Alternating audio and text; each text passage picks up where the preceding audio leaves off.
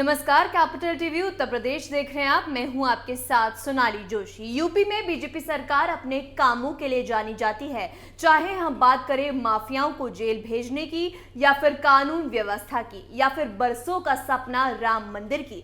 लेकिन एक और खासियत की बात करें तो बीजेपी की सरकार न सिर्फ कामों का अनाउंसमेंट करती है बल्कि काम समय से ही किया जाए इस पर भी पूरा ध्यान दिया जाता है। और अगर ऐसा नहीं होता है तो फिर इसके लिए भी योगी सरकार पूरा इंतजाम करती है। यहाँ इंतजाम से हमारा मतलब है जुर्माना यानी पेनल्टी। जी हाँ, उत्तर प्रदेश विधानसभा चुनाव से पहले प्रधानमंत्री नरेंद्र मोदी और उत्तर प्रदेश के मुख्यमंत्री योगी आदित्यनाथ ने गुरुवार को जेवर एयरपोर्ट का शिलान्यास किया। लेकिन अगर ये वक्त से पूरा नहीं हुआ तो फिर क्या एक्शन होगा, इस रिपोर्ट में देखिए।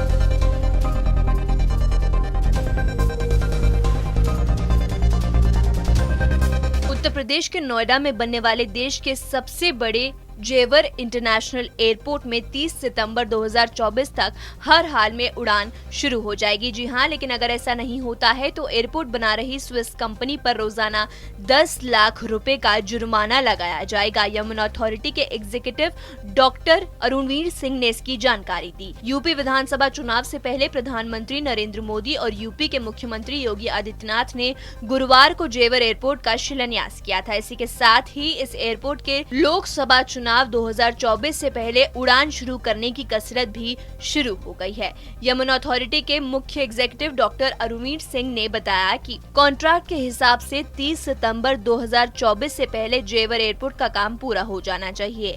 ऐसा नहीं होता है तो निर्माण कंपनी पर रोजाना 10 लाख रुपए का जुर्माना लगेगा। बता दें कि प्रधानमंत्री नरेंद्र मोदी ने शिलान्यास समारोह के दौरान इंफ्रास्ट्रक्चर को अपनी राजनीति बताते हुए कहा था कि अगर काम समय से पूरा नहीं होगा तो पेनल्टी का भी प्रावधान है। जुर्माने के बारे में जब नोएडा इंटरनेशनल एयरपोर्ट लिमिटेड के डॉक्टर अरुणवीर सिंह से पूछा गया तो उन्होंने बताया कि अगर काम समय पर पूरा नहीं होगा तो कंपनी पर रोजाना 10 लाख रुपए का जुर्माना लगेगा। दुनिया के चौथे सबसे बड़े जेवर एयरपोर्ट का निर्माण ज्यूरिच एयरपोर्ट एजी के भारत में बनी company Yamuna international airport private limited कर रही है। नोएडा इंटरनेशनल एयरपोर्ट लिमिटेड को YAPL दिसंबर तक डेवलपमेंट प्लान दे देगी। इस एयरपोर्ट में कुल 5 रनवे बनाए जाएंगे, जिसमें एक रनवे MRO का होगा यानी मेंटेनेंस, रिपेयरिंग और ओवरहॉलिंग। जहाजों की मरम्मत के लिए देश के 95% प्लान विदेशों में मरम्मत होने जाते हैं, जिससे हर साल 10,000 करोड़ रुपए खर्च होते हैं।